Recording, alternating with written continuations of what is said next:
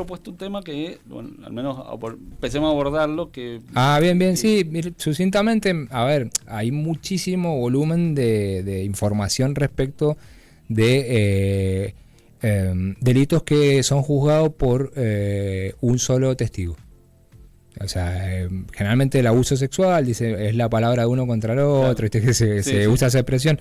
Ese era el meollo de la charla. La verdad es que, bueno, ha surgido ahora el tema de la falsa denuncia. Hay como muchas cuestiones que se derivan, o muchas aristas de ese problema, entre comillas, que no es tal, que es la idea que se tiene acerca de que muchos delitos, sobre todo los de índole sexual, que generalmente ocurren en la intimidad, sin testigo, en contextos incluso hasta de relaciones de pareja o en vínculos de próximos, de parentesco y tal. La mayoría, y esto, corregime si es así, primero, el volumen de causas que tienen relacionados con la violencia sexual o abuso sexual es grande, y muchas de ellas ocurren con personas cercanas, digamos. En el ámbito familiar, exactamente, en la intimidad, sin testigo y demás. Entonces se ha generado, en realidad, en muchísimos de estos hechos, la única prueba, y eso de única, tomarlo muy entre comillas y con muchas pinzas, es el relato que hace la persona que supuestamente ha sufrido ese abuso sexual. Respecto de esa única prueba, la idea que existe generalizada es que con esa prueba los jueces condenan, o sea, con la declaración viene una persona, un prejuicio. Claro, exactamente. Ahí yo creo que ahí me parece que en orden a echar un poco de luz respecto de que esto no es así, o de generar cierta tranquilidad, si se quiere, esto no es así porque primero que ningún hecho ocurre teniendo, o mejor dicho, ninguna causa que ha sido merecedora de una condena tiene como única prueba una declaración testifical. O sea, siempre existen otras pruebas. Y ahí sin vulnerar, digamos, a las propias víctimas, aunque sea una generalidad, ¿cómo se aborda? Es un caso donde, bueno, yo vengo y te digo, tenés solo el testimonio de la víctima. Y es como muy de laboratorio eso, pensar que solo existe el testimonio de la víctima, pero ¿por qué? Porque aún así hay, por lo menos, la jurisprudencia del Tribunal Superior Español fue generando como pautas o parámetros para tener en cuenta que ese testimonio sea fiable, sea creíble, sea válido en orden a dictar una sentencia condenatoria. Esos elementos tienen que ver, primero, con la coherencia del testimonio. Cuán coherente es, si tiene lógica interna, cómo se desarrolla. Ahí pesa mucho una ciencia auxiliar que es la psicología del testimonio, que la psicología del testimonio en definitiva ha venido a echar un poco de luz en cuestiones que tienen que ver justamente con por ahí lo que muchos piensan que es el hecho de que el psicólogo o el perito está mirando gestos y que se le movió ¿te acordás la serie esa? Una serie, no me acuerdo cómo se llama, Light to Me, creo que era Light to Me. No es que se le mueve una pestaña. Es serie, y lo voy a frivolizar aún más, un talk show de la tele de las 4 de la tarde que llaman a un especialista que dice, no, cuando miran, mienten. Claro, bueno, todo eso está probado científicamente que se llama ciencia basura, eso no es ciencia.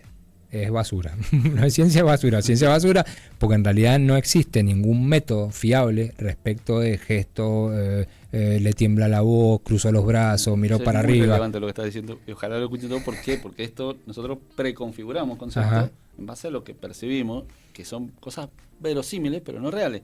Esto que te digo, de llamar a un especialista y que te diga, no, como si vos mover las cejas, está mintiendo. No, de hecho, mirá, hay muchos operadores del derecho, jueces, abogados, fiscales, que creen que ellos son capaces de descifrar esa.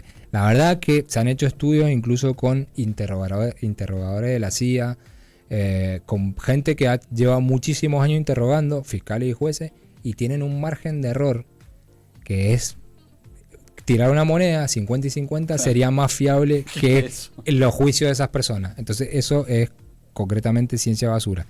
Lo que sí se toma en cuenta es la coherencia interna del testimonio, lo que te decía recién. Hay muchos elementos que te permiten tener parámetros para saber si un testimonio es fiable, que tienen que ver con la memoria episódica, eso sí, esas cuestiones, a ver, por ahí esto que tiene que ver con la psicología del testimonio, de cómo funciona la memoria, cómo relata los recuerdos la memoria, cómo se evocan los recuerdos, La memoria, a pesar de lo que creemos, en realidad muchos, no funciona como una videograbadora. Claro.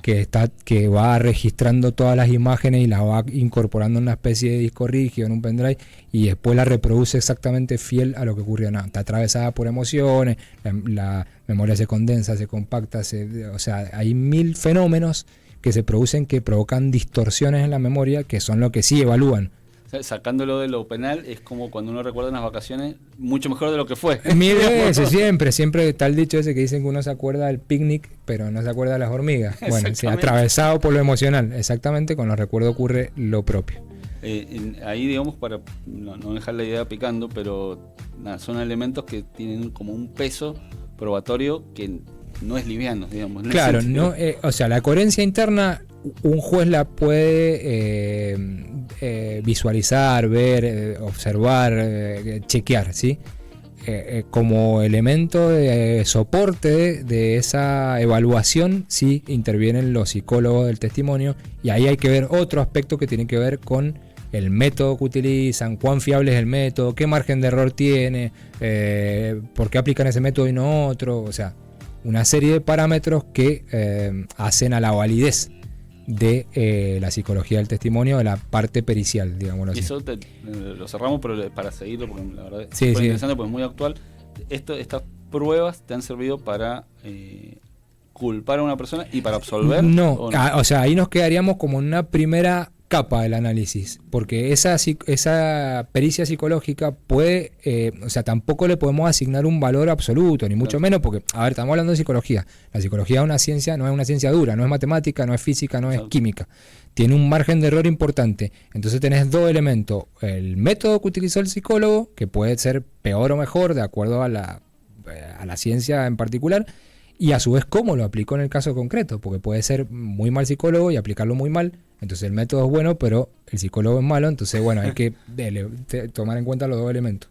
También, Diego, la dejo picando porque se nos fue un montón de tiempo, además, pero faltarían los otros tramos, claro. Lo vamos a lo retomamos totalmente. Es muy relevante por el tipo de causa y por el peso que tiene esto de decidir la libertad. O la obvio, sí. Muchísimas gracias, Diego. No, al contrario, gracias, Pablo. L is for the way you look